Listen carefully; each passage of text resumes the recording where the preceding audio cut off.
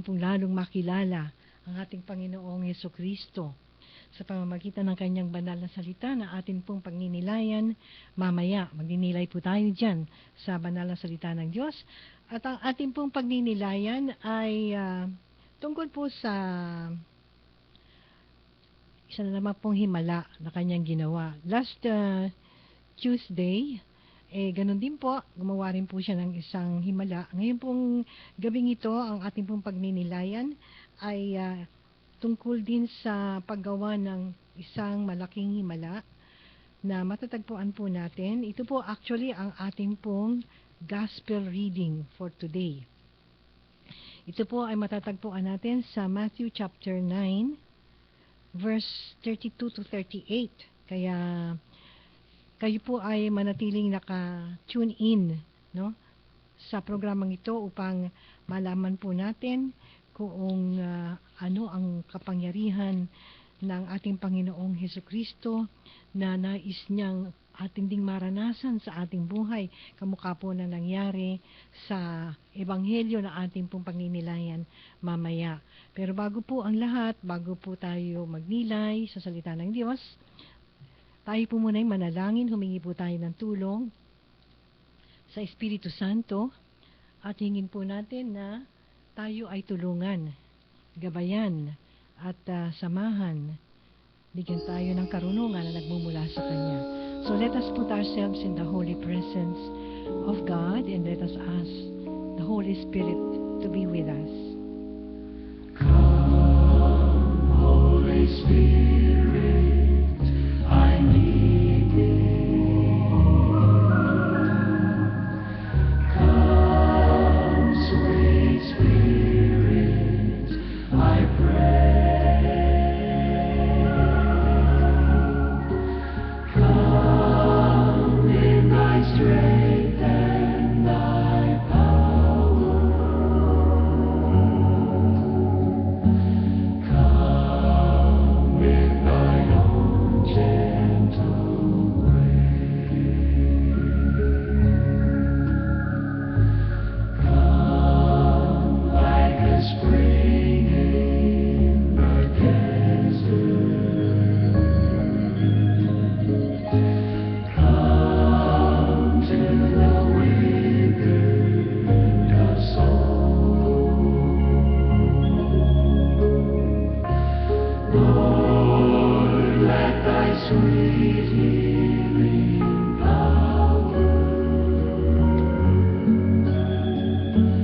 touch me and make me whole. Sa ngalan ng Ama, ng Anak at ng Espiritu Santo. Amen. O aming Diyos Ama, sa pangalan po ng aming Panginoong Hesukristo, kami po ay lumalapit sa inyo at humihingi ng tulong, ng inspirasyon at kapangyarihan na nagmumula sa Espiritu Santo.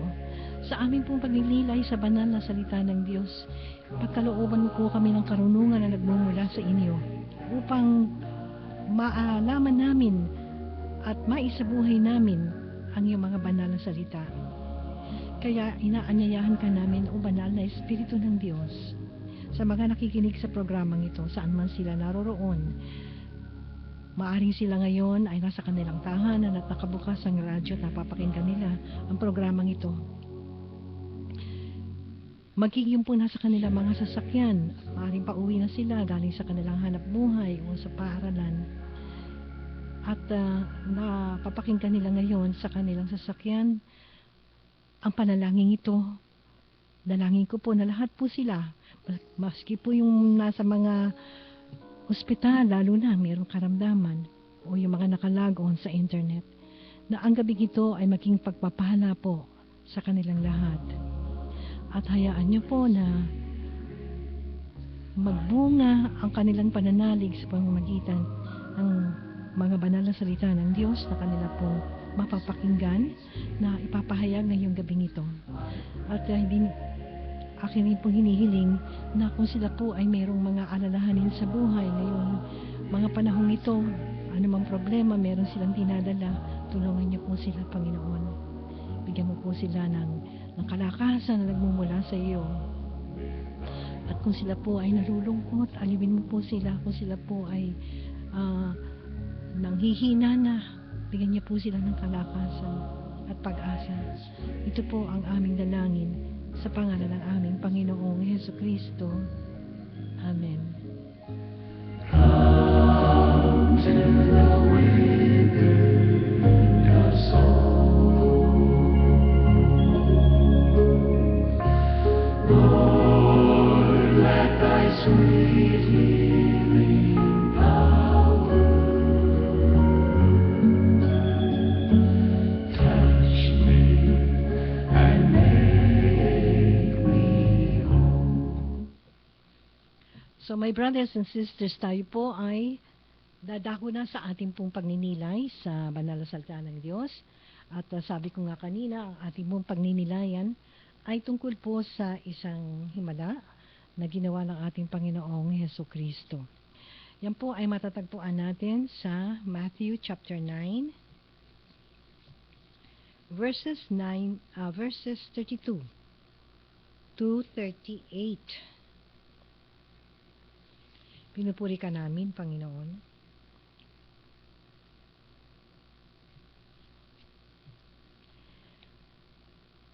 Nakapagsalita ang isang pipi. Pagkaalis nila, dinala kay Jesus ang isang piping inaalihan ng demonyo. Pinalayas ni Jesus ang demonyo at nakapagsalita ang pipi. Namangha ang mga tao at sinabi nila, "Kailanmay walang nakitang katulad nito sa Israel." Tatapos sinabi ng mga Pariseo, ang prinsipe ng mga demonyo ang nagbigay sa kanya ng kapangyarihang magpalayas ng mga demonyo. Nilibot ni Jesus ang mga bayan at nayon at nagturo sa mga sinagoga. Ipinangaral niya ang mabuting balita tungkol sa paghahari ng Diyos at pinagaling ang mga may sakit, anuman ang kanilang karamdaman. Nang makita niya ang napakaraming tao, nahabag siya sa kanila sapagkat sila'y lito at lupaypay, parang mga tupang walang pastol. Kaya't sinabi niya sa kanyang mga alagad, "Sagana ang anihin, ngunit kakaunti ang mag-aani. Idalangin ninyo sa may-ari ng anihin na magpadala siya ng mga manggagawa sa kanyang aanihin."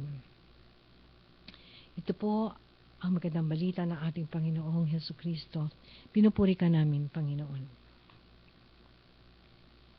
Dito po sa ating binasa, pag-aalaman natin na ang dahilan ng pagiging pipi nitong taong dinala kay Jesus ay dahil mayroong masamang espiritu na nananahan sa kanya. Kaya ang ginawa ng ating Panginoong Hesus ay pinalayas yung demonyo na nasa kanya. At siya ay nakapagsalita. Ito po yung tinatawag nating deliverance from evil spirit or the casting out of the spirit of dumbness. Maaari pa lang ang isang kapansanan ay dala ng isang masamang espiritu o maraming masamang espiritu. Ngunit hindi lahat po ng kapansanan ay ganoon. Dito sa binasa natin, ganoon ang sitwasyon. Mayroong masamang espiritu at yung espiritu na yun ang espiritu ng pagkapipi. At yun ay pinalayas ng ating Panginoong Hesukristo at namangha ang mga tao sa ipinakitang kapangyarihan ng Panginoong Hesus. Pero yung mga Pariseo, ito po yung mga religious people, pinagbintangan siya na ang kanyang kapangyarihan ay mula sa demonyo. Dahil ito pong mga taong ito, dahil sarado na ang isip nila tungkol sa Panginoong Hesukristo, hindi sila talaga makapaniwala sa Kanya Kahit ano pang milagro o kahit ano pang kababalaghan ang gawin ni Jesus. Kahit na yung mga lumpo ay lumakad, kahit na yung mga bulag ay makakita, kahit na magsalita ang mga pipi, kahit gumaling ang mga may sakit at kahit na mabuhay pa ang patay. Dahil sarado na ang isip nila, hindi sila maniniwala. Ayaw nilang maniwala. At sa halip, pinagbintangan siya, nilapastangan, at nung alam na naman natin ang nangyari sa kanya, ipinapatay, ipinapako sa krus. Yan ang naging kapalaran ng ating Panginoong Hesukristo sa kamay ng mga taong hindi siya matanggap. Ang mga pariseyong noong panahon na yon ng mga apostoles, ayon po sa binasa nating Ebanghelyo, ay mayroon ding mga katulad nila sa panahon natin. Mayroon pa rin mga taong lumalapastangan ng iinsulto at namumuhi sa Panginoong Hesukristo. Yan po, naranasan ko na yan. Sa tagal ng aking paglilingkod sa Panginoon, naranasan ko na insultuhin ang Panginoong Hesukristo ng mga taong ayaw talagang tanggapin siya. Meron pong isang pagkakataon na ako ay kinumpronta ng isang tao at sinabi sa akin, bakit mo itinuturo ang Biblia? Hindi yan totoo. Gawa-gawa lang yan ng kung sino-sinong taong wala namang pinag-aralan. At yung Hesukristo na yan, tinuturo niya yung crucifix na nasa tabi ko. Galit na galit siya. Naku, ibang klaseng itsura niya, para talaga siyang sinasapian ng masamang espiritu. Kulang na lang natubuan siya ng sungay. Sabi niya, dinuduro-duro niya yung crucifix. At ang sabi niya, why are you wasting your time on that thing? Biro mo, tinawag na thing ang Panginoong Hesukristo. Tinawag niyang thing. Alam niyo po, kahit, sabi ko nga, sa panahon natin, yung dinanas ng ating Panginoong Hesus noong araw hanggang ngayon, may mga tao pa rin na ganun kong manlapastangan sa ating Panginoong Hesukristo. Yung iba hindi nila namamalayan, nilalapastangan nila ang ating Panginoong Hesukristo. Bakit ko nasabi to? Sipin nyo, meron ako nakikita, nakasuot pa ng crucifix, pero ang kinakanta, satanic music.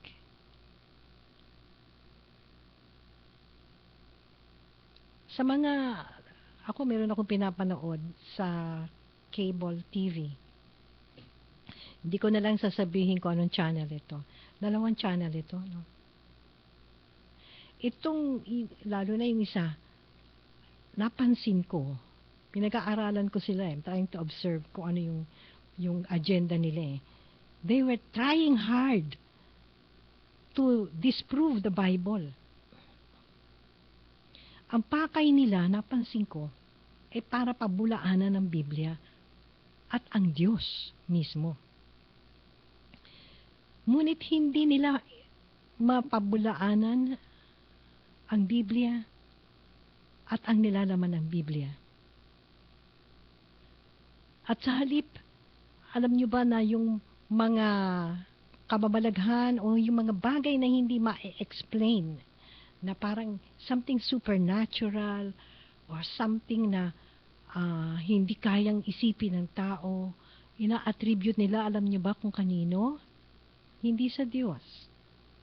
Ina-attribute nila ang mga bagay na yan sa mga extraterrestrial beings daw na naririto na ngayon dito sa earth na nandito na raw sa mundo. Kaya, mayroon pa rin hanggang ngayon na mga hindi matanggap ang ating Panginoong Jesucristo. Meron pa rin, mas paniniwalaan pa nila yung mga spaceship, mas paniniwalaan pa nila yung mga bagay na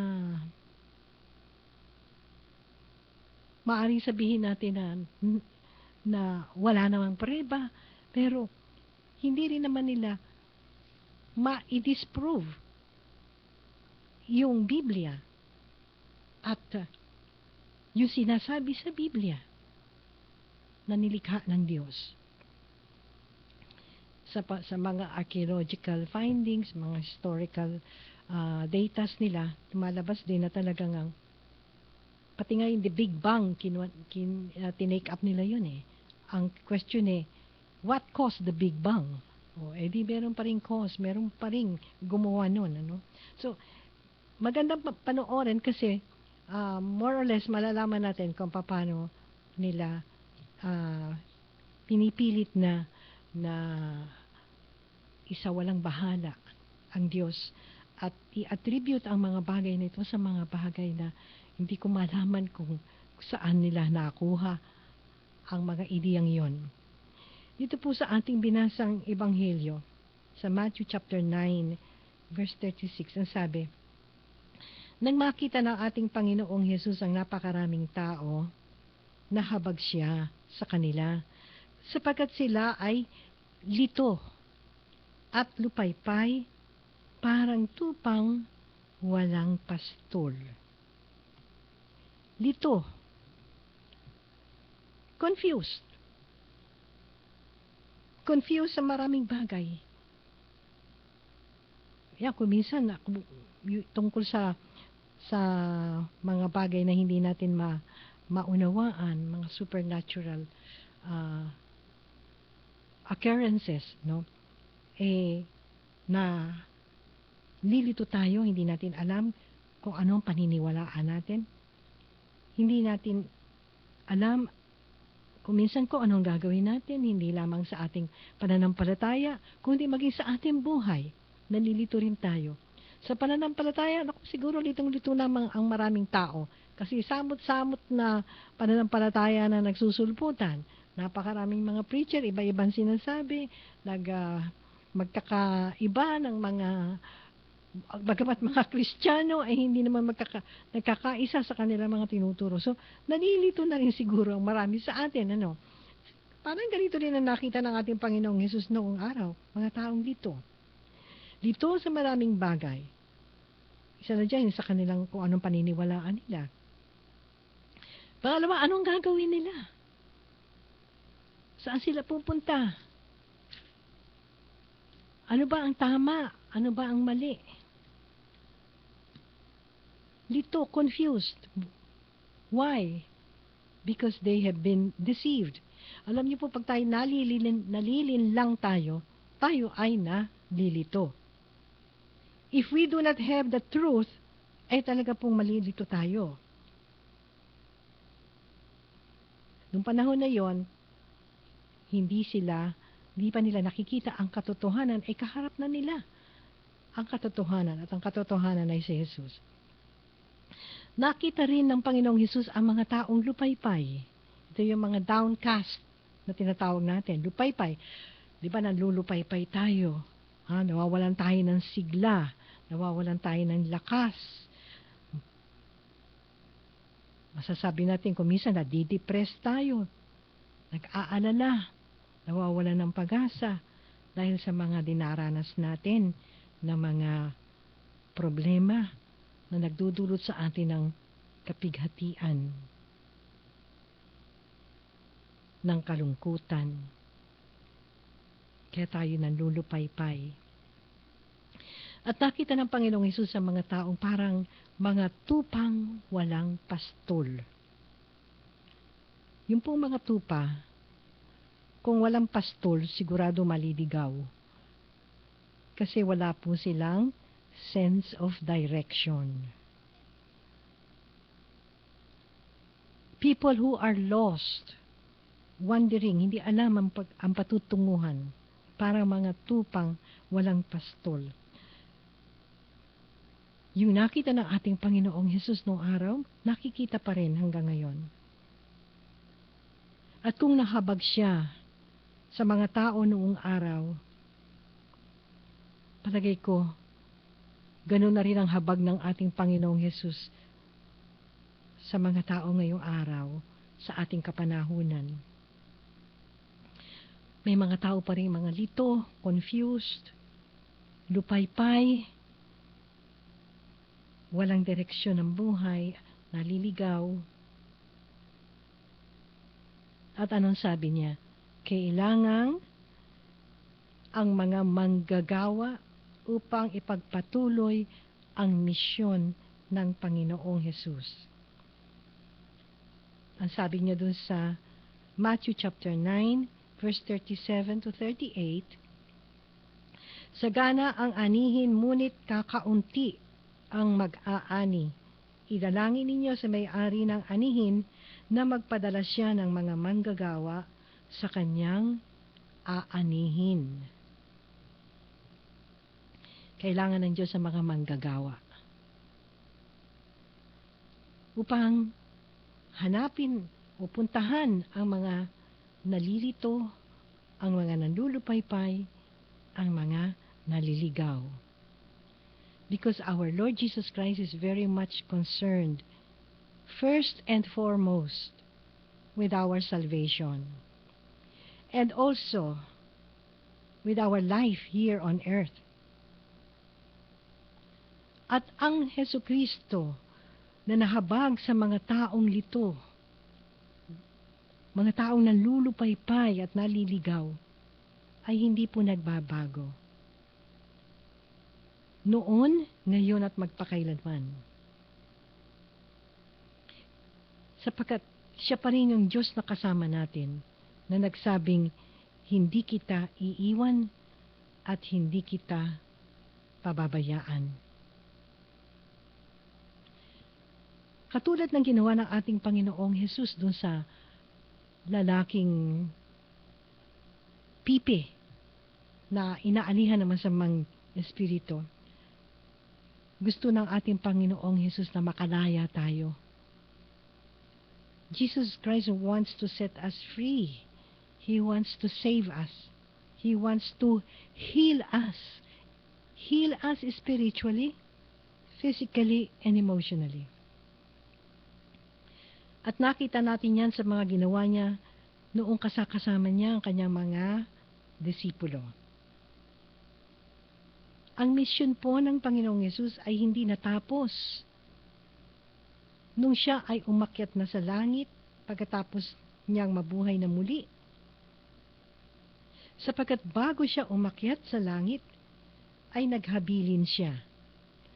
Ang sabi niya doon sa Mark chapter 16 verse 15, na ipagpatuloy ng mga mananampalataya ang kanyang misyon. At ito ay hindi lamang para sa mga obispo o mga pare, kung hindi sa lahat ng sumasampalataya sa Panginoong Hesukristo. Nais ng Panginoong Hesus na gamitin tayo upang maging daluyan niya ng pag-ibig at ng awa. Nais niyang ilapit natin sa Kanya ang mga nalulupaypay, ang mga nalilito, ang mga naliligaw. Nalilito sapagkat hindi alam ang paniniwalaan, hindi alam kung anong gagawin. Nalulupaypay sapagkat maraming dinadanas na mabibigat na problema, alalahanin sa buhay. Naliligaw sapagkat nasa kadiliman, hindi nakikita ang dinadaanan. Tumatahak sa madilim na landas. Ngunit si Jesus ang liwanag at siya rin ang tamang landas. Katulad po nung ginawa ng mga taga-Galilea, dito sa binasa nating ebanghelyo kanina, inilapit nila kay Jesus yung taong pipi upang makalaya doon sa espiritu ng pagkapipi. Ngayon, paano naman natin mailalapit ang isang taong may sakit o mayroong pangangailangan? Maaring ito'y pangangailangang material, hindi lang pisikal, o espiritual. Mailalapit po natin siya sa pamamagitan ng ating mga panalangin sa pangalan ng ating Panginoong Hesus, sa pamamagitan ng pagpapatong ng ating kamay sa mga may sakit sa pangalan ni Hesus, at sa pamamagitan ng banal na salita ng Diyos. Ito po ang nais ng Panginoong Hesus na gawin natin. Tayo pong mga nananampalataya sa Kanya. Ang sabi niya doon sa Mark chapter 16 verse 15, humayo kayo sa buong sanlibutan at ipangaral ninyo sa lahat ang mabuting balita. Ang sumampalataya at mabautismuhan ay maliligtas. Ngunit ang hindi sumampalataya ay parurusahan. Ang mga sumasampalataya ay magtataglay ng ganitong tanda ng kapangyarihan. Sa pangalan ko ay magpapalaya sila ng mga demonyo at magsasalita ng iba't ibang wika. Hindi sila dumampot man ng ahas o uminom man ng lason, at gagaling ang mga may sakit na mapatungan ng kanilang mga kamay. Ang sabi ng iba, wala na yan. Hindi na yan effective ngayon. Yung authority na yan ay para doon lamang sa mga alagad ni Kristo nung panahon ng mga apostoles. Pero doon po sa verse 17, sinasabi pong ito ay para sa mga sumasampalataya. Ang pagkasabi po doon na believers will lay their hands on the sick and cast out evil spirits in the name of Jesus. Ito ay gagawin sa pangalan ni Jesus. Itong pangalan ni Jesus ang magliligtas. Sa pangalan ni Jesus ay gagaling. Ang kapangyarihan ay manggagaling kay Jesus. Siya ang magpapagaling.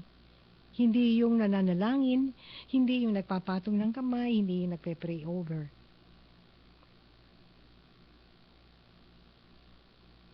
Si Jesus. Ginagamit lamang ang mga mananampalataya. Our faith in Jesus will make God release His power. The faith of the one praying, yung pong pananampalataya ng taong nananalangin. At pati na po, mas mabuti kung pati yung pinapanalangin ay mayroon ding pananampalataya. Yung po ang nag-release, sabihin natin, doon nagaganap o nakikita ang kapangyarihan ng ating Panginoong Hesukristo. Sa ating pong ebanghelyong binasa ngayong gabing ito, yung pong mga taong nagdala ng may sakit, sila yung masasabi nating may pananalig kay Jesus, kaya nagkaroon po ng kagalingan. Dahil, ang sabi po sa Biblia, nalulugod ang Diyos sa taong mayroong pananalig. Kaya nasisiyahan din siya, kaya siya ay nagpapagaling at tinutugon ang mga panalangin ng mga taong mayroong pananalig. Ipinamalas ng ating Panginoong Hesus na siya ay isang mangangaral na mayroong kapangyarihan na nagmumula sa Diyos. At ang kanyang pangangaral ay lagi na pong mayroong kaakibat o may kasamang pagpapagaling at mga himala. Kaya yung pong pangangaral, yung preaching and healing go together. Magkasama po yan. Siya rin po yung dakilang manggagamot. Marami na po tayo nabasa sa Biblia dito sa programang ito na mga pangyayari kung saan namalas ang kapangyarihan ng ating Panginoong Hesus na magpagaling ng mga may sakit.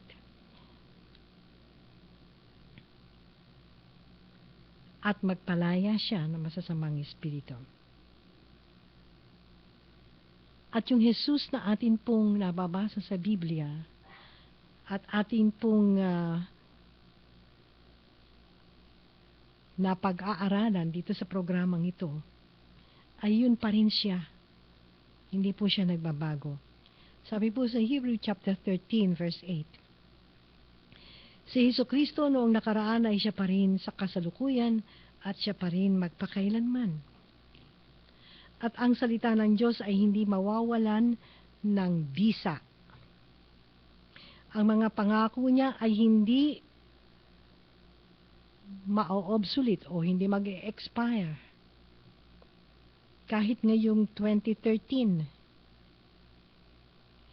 For the Bible says, heaven and earth shall pass away, but the word of God will never pass away.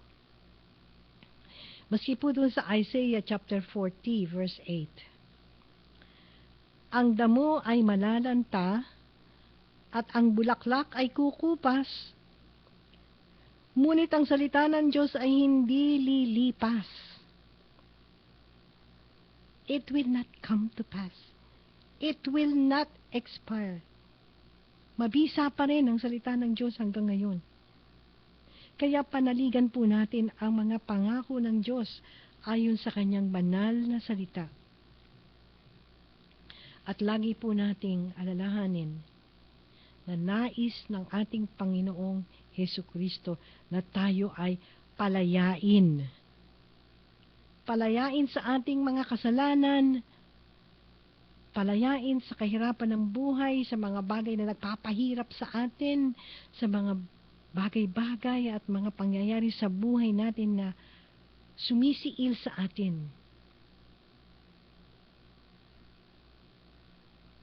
Mayroon pong mga pangako ang Diyos. Mga salita ng Diyos na ating dapat panaligan kung nais nating ang salita ng Diyos ay mangyari. Kung nais nating matupad ang kanyang mga pangako. Buksan niyo po ang inyong Biblia. O kung gusto niyo, ilista na lang ninyo ang mga Bible verses na ibibigay ko sa inyo. At ito po ay pagnilayan ninyo. At hayaan ninyo na ang salita ng Diyos ay tumimo sa inyong puso. Pumasok sa inyong kalamnan at kaluluwa. At ang kapangyarihan ng salita ng Diyos ay makita. Tulad ng ginawa ng isang mayroong sakit na cancer. Araw-araw, tuwina, sinasambit niya na mayroong pananalig yung salita ng Diyos sa 1 Peter chapter 2 verse 24. O ilista na ninyo, 1 Peter chapter 2 verse 24. Ang sinasabi doon na ako ay gumaling sa pamamagitan ng sugat ni Jesus. At kapag parati po nating sinasambit yan, nasa isip, pinanaliligan, bumubuti at bubuti ang ating kalagayan hanggang sa tuluyang gumaling. Hindi man instantly, meron po mga may mga pagkakataon na mayroong mga instantly ay gumaling. Dito sa salita ng Diyos na ito, 1 Peter chapter 2, verse 24. Ako ay gumaling sa pamamagitan ng sugat ni Jesus. Doon sa Matthew chapter 8 verse 17, ang sabi din doon, kinuha niya ang aking kahinaan at binata ang aking karamdaman.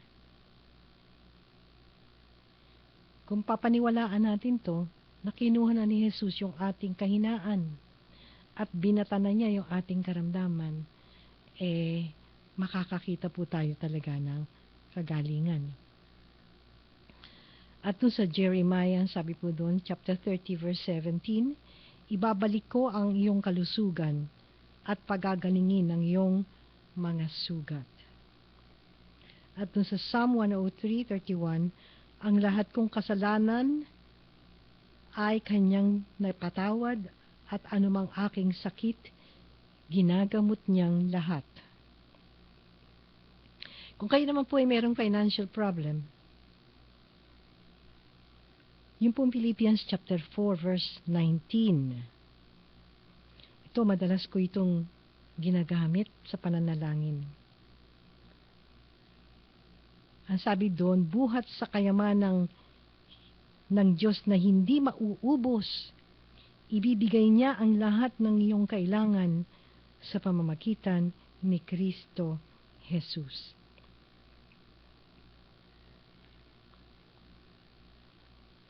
Kung meron tayong pananalig, sabi ko nga, faith will release the power of God. Yung pong ating pananalig ang magiging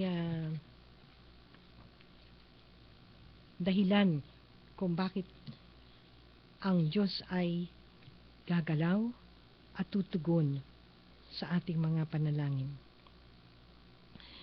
Doon po sa ating binasa kanina, yung taong may sakit,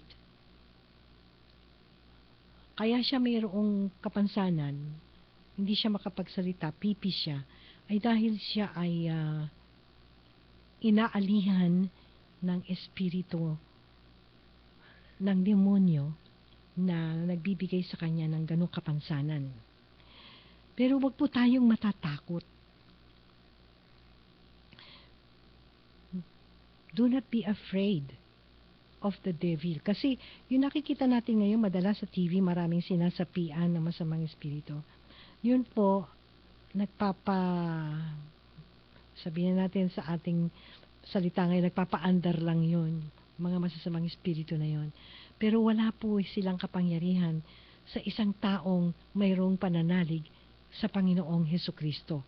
Sa katunayan, takot sila sa isang taong may pananampalataya kay Hesukristo. Bakit? Kasi yung taong yun binigyan ng kapangyarihan, binigyan ng authority ng ating Panginoong Jesus. Nung po tayo nanampalataya sa ating Panginoong Jesus, binigyan niya tayo ng authority to drive out demons in His name. Alam ng dyablo kung sino yung tunay na may pananalig kay Kristo.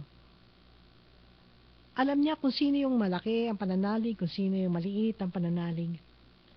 Alam niya kung ano yung relasyon natin sa Diyos, kung tunay nga bang meron tayong relasyon sa Diyos. Alam niya kung tunay nga tayong may access sa Diyos, meron tayong koneksyon.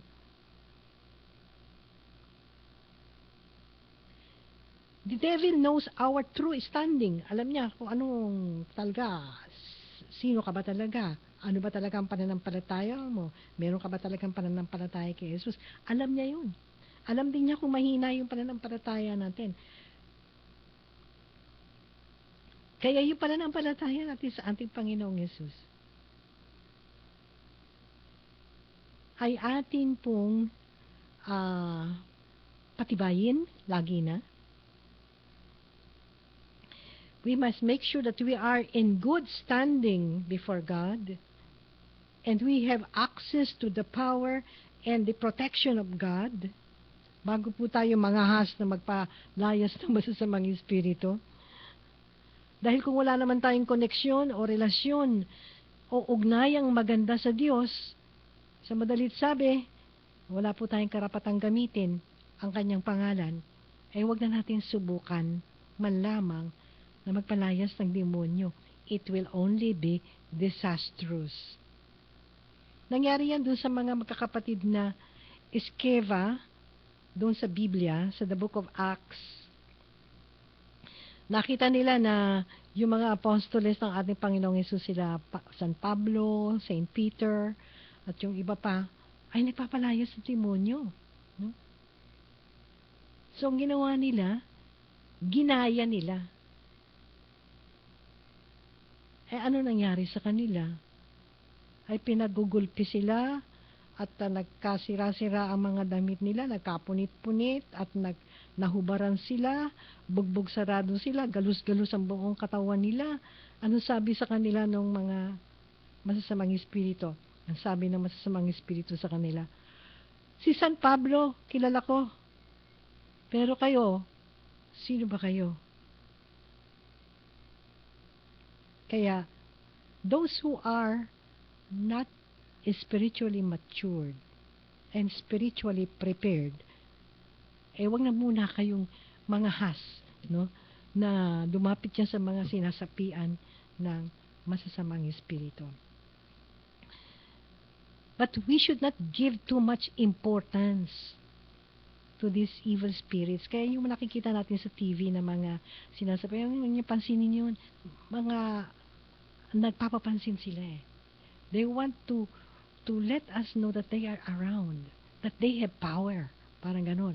Pero nakalagay po sa Biblia, the spirit that God has given us, tayo po na nananalig kay Kristo, the spirit that Jesus has given us is a spirit of power. Not timidity, not fear, it is a spirit of power. It is a spirit of love and a sound mind. Sabi po yan sa Biblia, sa 1 Timothy. So, my brothers and sisters, we must reinforce our relationship with God always, no? At let us, alam nyo, napansin ko,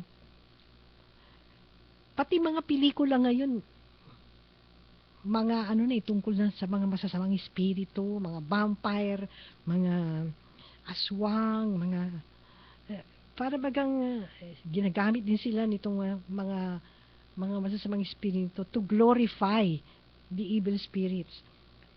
Huwag natin patronizing yung mga pelikulang ganon, mga palabas na ganon, sapagkat we will only be glorifying the demons. What we must glorify is God. At kapag tayo po ay mayroong pananalig sa ating Panginoong Hesukristo, madali po nating madetect, nase-sense natin, nararamdaman natin, alam natin kung ang isang bagay ay galing sa masamang espiritu o galing sa Diyos. Kaya mahirap tayong malinlang ng mga nagpapanggap, no? This is what you call the discernment of the spirits. Isa po yan sa mga gifts of the Holy Spirit. Isa po yan sa mga charism ng Holy Spirit. Yung discernment of the spirits. Kaalaman kung ang isang bagay o gawain o pangyayari ay nagmumula sa Diyos o sa dyablo. Kaya yung mga himala-himala, if you have the discernment of the Spirit given by the Holy Spirit, alam mo kung peki yun o hindi. Alam mo, you know that you know. Napipil mo, alam mo, if it is really from God. Kaya mahirap ma-deceive, no? Because of the gift of the Holy Spirit na dapat natin, my brothers and sisters, hinihingi sa Diyos na bigyan tayo ng discernment of spirit. At meron tayong panlaban din, yung ating pong pananampalataya nga, at yung pagpapasakop natin sa Diyos. If we make Jesus our Lord and Savior, safe na po tayo doon. Siya na yung Panginoon eh. Siya yung nagmamanage ng buhay natin eh. Siya yung kasama natin sa ating buhay. Kaya tayo po ay lumapit sa Diyos lagi na. Let us frequent the sacraments, especially sa mga Katoliko, the Holy Eucharist, the body and blood of Jesus, the Lamb of God that takes away the sin of the world. Nandun po si Jesus sa Holy Eucharist. At lagi po tayong manalangin. Sabi nga ng ating Panginoon, Jesus, nung siya ay nandoon sa Hardin ng Gethsemane, ang sabi niya, pray always that you may not be tempted, for the spirit is willing, but the flesh is weak. Nandun po yan sa Luke chapter 22, verse 46. At we must put on the armor of God. Binigyan po tayo ng kalasag. Kumbaga sa isang sundalo, meron tayong helmet, meron tayong baril, meron tayong bota, meron tayong bala, meron tayong bulletproof vest. Ganon din daw po sa ating pakikipaglaban, no? Sa kasamaan dito sa mundo, sa masasamang espiritu. We have the armor of God, that is in Ephesians chapter 6 verse 13. We have the truth, we have the righteousness, the gospel of peace, faith, and salvation. Ito po yung ating mga kalasag. Yung helmet of salvation, no? Yung the sword, yung pinakabaril natin, yung pinakapampatay natin, yung Word of God. No. At yung pong yung righteousness and the gospel of our Lord Jesus. And especially the cross of Jesus. The cross of Jesus is our victory. It is our victory over Satan. Because Jesus destroyed sin and death when He died on the cross. That is the reason why we love to wear the crucifix. Especially the crucifix with the medal of Saint Benedict na ginagamit po ng mga kaparian sa pag-exorcism.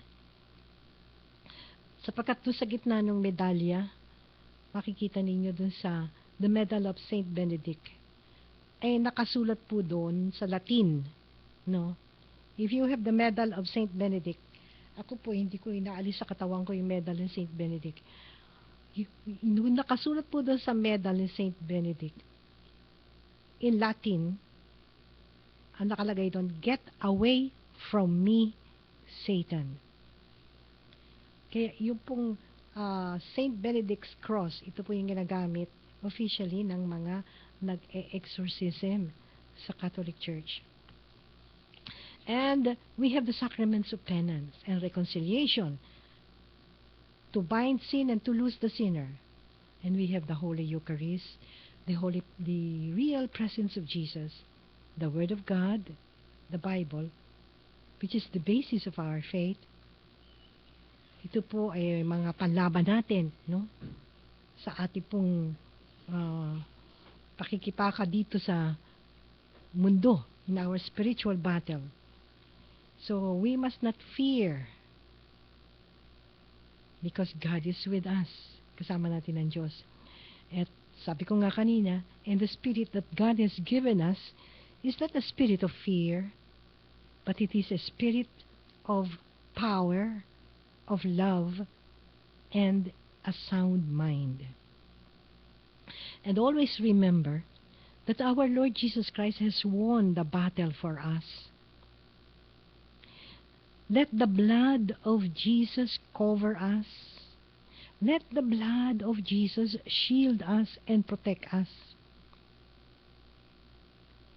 Ito po yung ating mga pananggalang sa mga dinadaanan natin dito sa mundo na punong-puno ng maraming kabalisahan at mga nakakatakot na mga pangyayari sa buhay, no? Atin pong alalahanin na we are in a spiritual battle. Araw-araw yan. Kaya ang tawag sa atin ay militant church. Militant, parang military, nakikibaka. Militant church tayo. Yung pong mga nangamatay na at naging mga santo na at nadudunan sa langit, ang tawag doon ay the triumphant church. Hindi na sila nakikibaka. Matagumpay na sila, nandun na sila sa langit. Tayo nakikibaka pa dito sa mundo, sa kasamaan, sa masasamang gawain, sa masasamang mga pangyayari na maaring makaapekto sa atin buhay, hindi lamang physical, kung hindi spiritual. We are the militant church, and we are fighting a battle. But always remember, we have a good commander-in-chief, and that is Jesus Christ. He is in the front line. Sumusunod lang tayo sa Kanya. Huwag natin siyang unahan. He is in the front line. And He has won the battle for us. So my brothers and sisters, tayo po ay dadako na sa ating pananalangin para po sa inyong mga iba't ibang pangangailangan. Yung pong merong may karamdaman. Kung kayo po ay may sakit, ito pong awiting I am the Lord your healer. Isa po itong awiting hango sa Biblia, sa Exodus. Ito po sinabi ni Yahweh sa mga taga-Israel na kung iiwanan na ninyo yung inyong mga kasalanan, magsisisi na kayo at kayo magbabagong buhay na at iiwanan nyo na yung mga maling gawain ninyo, hindi ko ipaparanas sa inyo yung mga karamdaman na naranasan ng mga taga-Ehipto, sapagkat ako ang inyong manggagamot, because I am the Lord, your healer. Kaya humingi po tayo ng tawad sa ating mga kasalanan at hingin natin sa ating Panginoong Yesus na pagalikin tayo sa ating mga karamdaman at tugunin ang ating mga pangangailangan.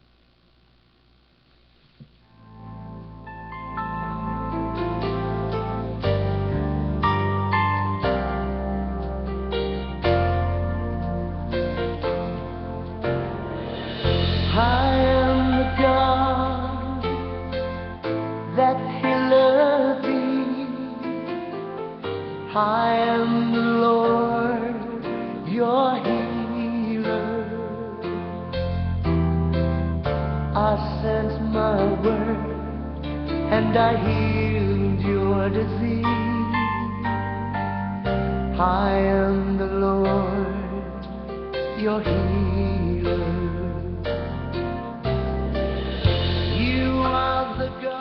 O aming Panginoong Hesukristo, Hari ng mga hari, sa iyong pangalan ang lahat ay yuyuko. Sa pangalan mo, O Jesus, idinadalangin namin ang mga may sakit.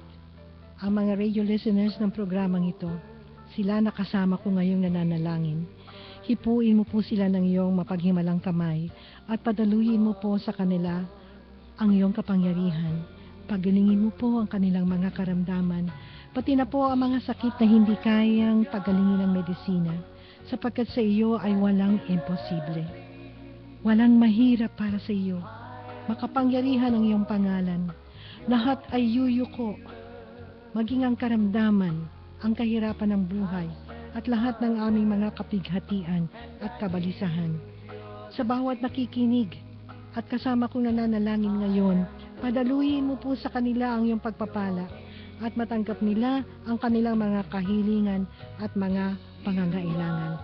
Marami pong salamat, Panginoon, sa pagtugon mo sa aming mga panalangin at lahat po ng kapurihan ay sa iyo, Diyos Ama, Diyos Anak, at Diyos Espiritu Santo. Amen. You send your word and you heal my disease. Thank you for listening, my brothers and sisters. Kayo nakinig sa programang God is with us at ako po si Sister Menchu Borja. Hanggang sa muli, good night. Building for a better tomorrow. DWDD, Armed Forces Radio, 1134 kilohertz, broadcasting from Campo Aguinaldo, Quezon City. Ang himpilang ito ay bahagi ng Civil Relations Service ng Armed Forces of the Philippines. Kami ay kasapi ng KBP at ang ating oras ganap na pong 9:00 ng gabi.